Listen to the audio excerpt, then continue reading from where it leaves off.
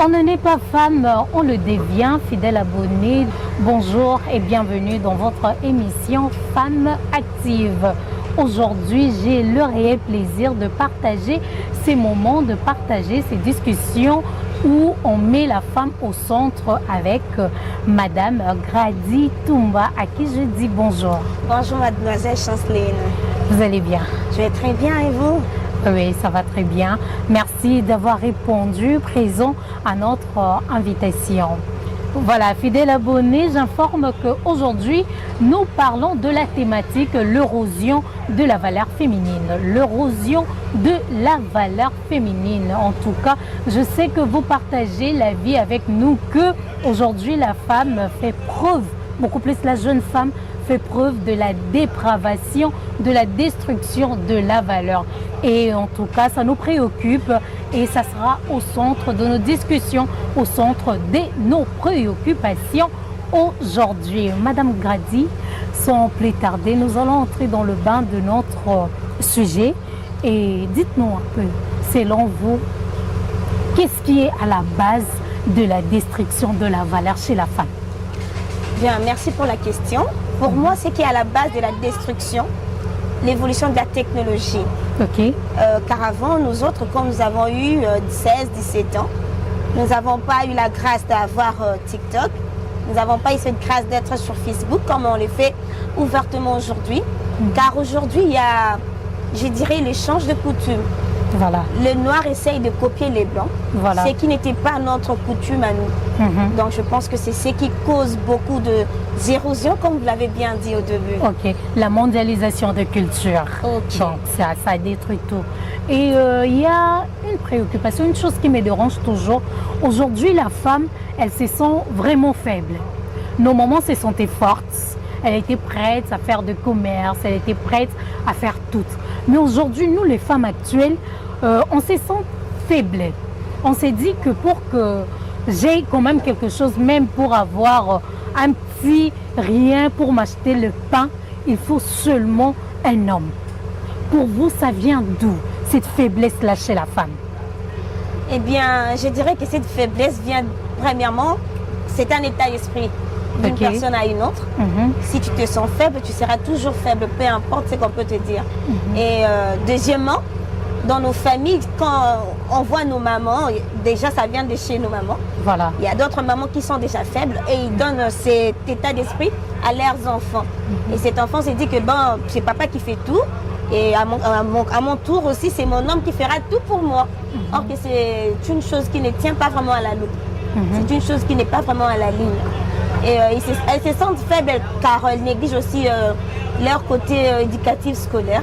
Voilà. Elles se disent que bon, je peux étudier, je peux avoir un diplôme, mais à la fin de compte, je serai une femme au foyer. Une femme au foyer avec 5-6 enfants. Comment est-ce que je vais travailler? C'est une chose qui est déjà impossible. Et donc c'est un peu ça, quoi. Voilà, excusez-nous un peu d'entrer dans votre vie privée. Vous pouvez quand même nous dire, vous, nous partager votre expérience, les études et qu'est-ce que vous faites présentement? Eh bien, j'ai fini à l'IFASIC. Voilà. J'ai fait le journalisme. Ok. Et maintenant, je suis aussi une jeune entrepreneur. D'accord. J'ai fait quelques formations sur l'entrepreneuriat, journalisme aussi. Donc, c'est un peu ça. Je ne me suis pas seulement limitée qu'à faire le journalisme, mais je voulais creuser dans l'entrepreneuriat pour être autonome, pour être indépendante. Car être indépendante, ça n'a jamais été mon style de vie. J'aime bien être indépendante. Voilà, en parlant de l'entrepreneuriat, parce que vous vous êtes lancé dans l'entrepreneuriat. Vous savez, aujourd'hui, on en parle partout, il faut entreprendre, il faut entreprendre. L'entrepreneuriat, c'est bien, beaucoup plus chez la femme. Mais ce n'est pas du tout facile quand on est dans la pratique de l'entrepreneuriat. Et vous, vu que vous êtes déjà dans ça, quel conseil vous pouvez donner aux femmes qui cherchent à se lancer ou ces femmes-là qui se sont déjà lancées mais qui ne se retrouvent pas? Ok. D'abord, premièrement, comme on le dit bien dans des formations qu'on fait, avant d'entreprendre, tu dois faire l'étude du milieu. Savoir je suis dans quel milieu, qu'est-ce qui y est et qu'est-ce qui n'y est pas. Qu'est-ce que je peux faire et qu'est-ce que je ne peux pas faire. Tu peux te retrouver dans un milieu où il y a plusieurs vendeuses de foufou. Par exemple, tu envisageais vendre de foufou. Et tu t'es trouvé dans un milieu là où il y a beaucoup de mamans qui vendent de foufou. Que faire? Il faut aussi trouver des stratégies. Exemple, elles vendent ce qu'on appelle les colos à 3500. Voilà. Toi, tu peux le vendre à 2900. C'est juste parmi des stratégies qui feront en sorte que tu puisses bien booster ton entreprise en fait. Voilà. Alors, rentrons un peu dans notre thématique, vraiment l'érosion de la valeur féminine. Vous avez cité la mondialisation des cultures qui est venue par les réseaux sociaux. Alors, qu'est-ce qu'aujourd'hui les femmes, les jeunes femmes, qu'est-ce qu'elles peuvent faire pour en fait essayer un peu d'arranger cette moralité-là de la femme qui est détruite? Qu'est-ce que les jeunes femmes peuvent faire pour, en tout cas, récupérer les valeurs qu'elles ont perdues? Ok. Et déjà, je vais un peu extrapoler dans le milieu réseaux sociaux. Il y a ce qu'on appelle les challenges. D'accord. Les filles, ce sont là sur les challenges qui sont bel et bien des challenges inutiles. Ok. Des challenges, par exemple, voir qui s'habille le mieux dans les réseaux sociaux, voir qui parle le mieux dans les réseaux sociaux, c'est qui ne sont pas vraiment lucratifs pour une femme. Voilà. Et premièrement, je dirais à une femme, tu es une porteuse de nation, car nous portons la sémence de la nation, de reproduction en fait. Évitons de copier les autres, aimons-nous premièrement et soyons tels que nous sommes. Voilà. Alors, étant dans le milieu de l'entrepreneuriat, ça vous arrive de rencontrer de femmes qui se lancent dans l'entrepreneuriat, mais qui ont des valeurs vraiment détruites? Ah oui, c'est une belle question. J'ai connu beaucoup de cas. Bon, l'entrepreneuriat, c'est une entreprise. Tu peux être un koulouna, mais tu peux entreprendre. Voilà. L'entrepreneuriat, c'est une entreprise. Et avoir de valeurs qui sont vraiment basses, avoir des valeurs qui sont vraiment basses, là, c'est une autre chose. Tu peux toutefois entreprendre, mais être immoral. Voilà. Mais sinon, il faut faire ce qui est bien, en fait. Te sentir à l'aise, tel que tu aimes être, quoi. Voilà, mais vous ne pensez pas que ça détruit un peu l'entreprise, l'immoralité là? Parce qu'on connaît, aujourd'hui, plusieurs femmes entrepreneurs, déjà dans les réseaux sociaux, qui se disent être influenceuses, mais qui pratiquent l'immoralité. Chaque jour de leur vie, il y a la destruction de valeurs dans leur comportement et tout, mais qui réussissent quand même dans l'entrepreneuriat. Est-ce que c'est vraiment la réussite parfaite ou il y a quelque chose qui se cache derrière? Bon, on peut bel et bien réussir dans l'entrepreneuriat, mais quand on a des valeurs immoraux, on peut aussi influencer d'autres personnes. Voilà.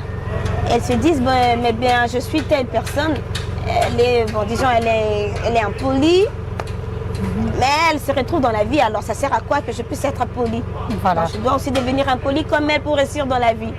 Et nous, les femmes entrepreneurs qui avons déjà fait un pas sur l'échelle, sachant bien que derrière nous, il y a des gens qui nous suivent. Voilà. Et essayons de faire ce qui est bien pour ne pas détruire une génération qui vient derrière nous. Exactement. Alors, nous sommes arrivés presque à la fin de notre émission, mais vous allez nous dire, Madame Grady, étant une femme qui prône la moralité et étant entrepreneur, mais aux femmes en tout cas qui ont jeté de valeurs morales. Je disais, étant une femme qui prône la moralité, qui est pleine de valeurs et qui est aussi dans l'entrepreneuriat, quel conseil vous pouvez donner aux femmes qui ont détruit la moralité? Aux femmes qui ont détruit la moralité, ce n'est pas tard, vous pouvez changer. Voilà. Les changements, c'est vous-même. Quand tu décides de laisser quelque chose pour faire le bien, tu peux le faire. Ouais. On dit tant qu'on vit, il y a de l'espoir. Déjà, quand une personne fait le mal, cette personne sait que ce que je suis en train de faire, c'est mauvais. Tu vas remarquer que quand il y a des jeunes filles qui portent des mini-jupes, des habits qui laissent leur corps exposé, elles n'iront pas dans des endroits respectés. Elles savent très bien que je veux me limiter avec cette tenue à tel endroit. Je n'irai pas dans tel endroit. Ce qui veut dire que tu sais ce que tu es en train de faire est mauvais. Et alors, ça ne sert à rien de continuer dans ces voies-là. Un jour, tu seras maman. Et ce que tu as fait, ta fille le fera. Quel conseil tu vas donner à cette fille? Elle te dira un jour, maman, toi aussi tu l'as fait. Alors ça sert à quoi de continuer dans des valeurs immoraux? Voilà, merci beaucoup. C'était vraiment un très bon conseil à prendre, mesdames et messieurs fidèles abonnés. Nous sommes arrivés à la fin de l'émission. Je rappelle que c'était l'émission Femmes actives. Une autre thématique était l'érosion de la valeur féminine. Un sujet on a partagé avec Madame Grady Toumba. Madame Grady Toumba, c'est la fin de notre émission. Quelques salutations aux personnes qui vous suivent. Je salue premièrement mon pasteur Lubombo Kani. Je salue ma famille, la famille Mwanza, et je vous salue aussi, vous qui étiez présents à nous suivre. Ce n'était pas une perte de temps, vous avez eu aussi à apprendre quelque chose, donc des gros bisous à vous. Voilà, des gros bisous à vous, nous vous saluons et nous vous disons au revoir. On se retrouve à la prochaine avec le même plaisir. Au revoir.